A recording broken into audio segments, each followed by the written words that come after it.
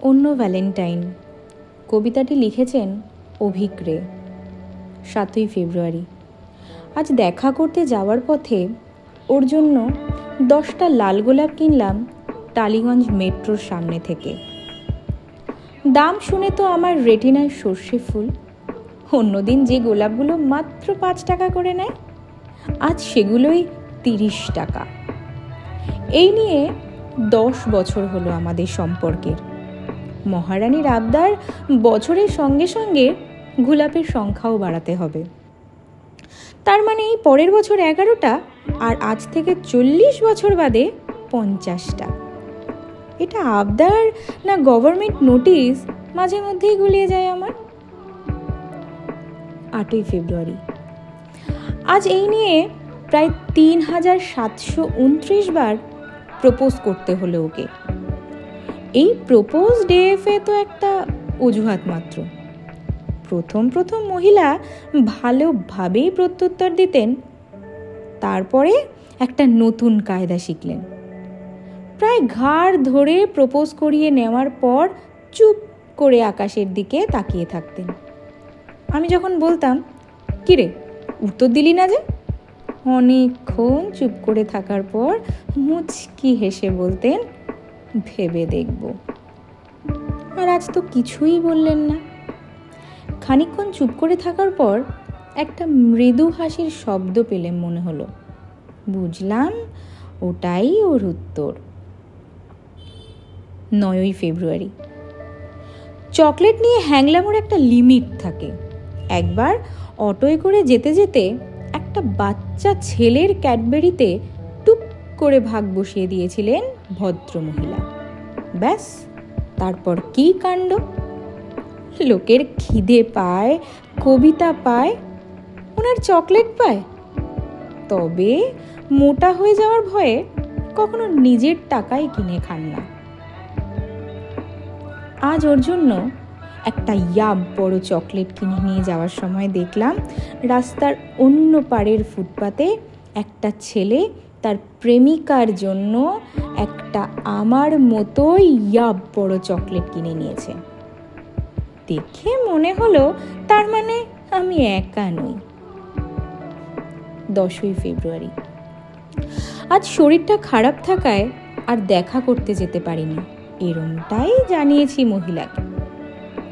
আসলে গোলাপ আর চকলেট তাও ঠিক আছে, কিন্তু এই বয়সে একটা বুড়ো লোক বাচ্চা ছেলে মেয়েদের মাঝখানে দাঁড়িয়ে গোলাপি আর হলুদ টেডিগুলোর মাঝে কোনটা বেশি নরম সেটা দেখার জন্য বাছাবাছি করছে। এটা কি মানা যায় বলুন তো? তাই এই টেডি ব্যাপারটা অনলাইনে কিনে ওর ঠিকানায় কুরিয়ার করে দিই। প্রথম বছর মহারানী একটু রাগারাগি করেছিলেন, কিন্তু তারপর পরের 2 বছর, মানে শেষ 2 বছর, আমার অসুবিধাটা মহারানী বুঝতে পেরেছেন, কিছু বলেননি। 11ই ফেব্রুয়ারি। তুমি দিনে 5টার বেশি সিগারেট খাবে না, প্রমিস?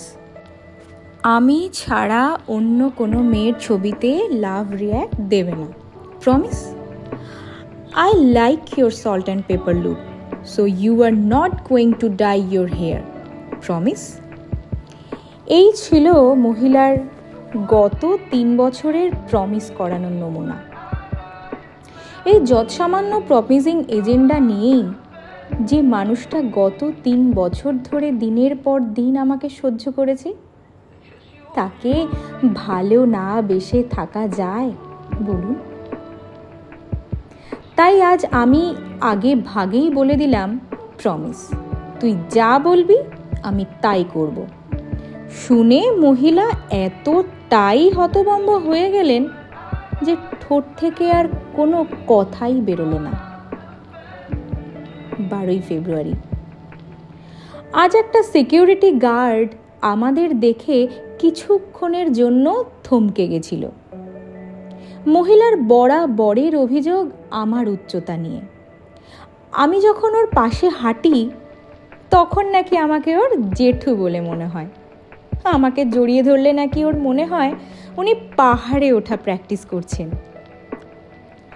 আজ ভদ্রমহিলাকে জড়িয়ে ধরতে হলো একটা বিশেষ কায়দায়। অবশ্য আর কোনো উপায়ও ছিল না। ঠিক সেই সময় ওই সিকিউরিটি গার্ড ভদ্রলোক এসে হাজির। উফ, আর সময় পেল না আসার। 13ই ফেব্রুয়ারি। এই ব্যাপারটা না ভীষণ ব্যক্তিগত। তবু আজ পর্যন্ত যতবার ভদ্রমহিলাকে চুমু খেয়েছি মনে হয়েছে বুকের ভেতর কেউ দামামা বাজিয়েছে।